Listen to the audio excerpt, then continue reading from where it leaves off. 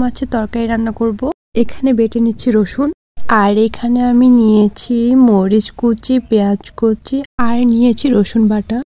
আর এখানে কুচি কুচি করে কেটে রাখা আলুগুলো আমি কড়াইয়ে দিয়ে দিব। তারপর দিয়ে দিব বেছে রাখা ডাঁড়িকা মাছগুলো।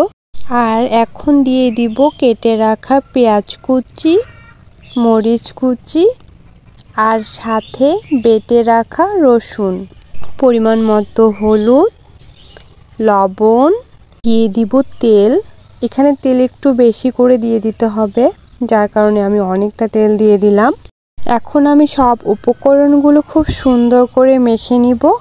আর একটা কথা মনে রাখতে হবে যে ছোট মাছ যত সুন্দর করে মেখে মুখে রান্না করবেন ততই মজা করবে। আর এখানে আমি গুঁড়া মাছগুলো আরও দিয়ে ভালো করে মেখে নিচ্ছি। আমার মাখা হয়ে গেছে। আর এখানে আমি পানি দিয়ে দিব একটু। পানি খুব বেশিও দেওয়া যাবে না, আবার কমও না, যেন খুব সুন্দর পরিমাণ মতো হয়ে যায়। আর আমি এখন ঢেকে দিলাম, দিয়ে রান্না করে নেব। তো আমার রান্না করা হয়ে গেছে। আল্লাহ হাফেজ।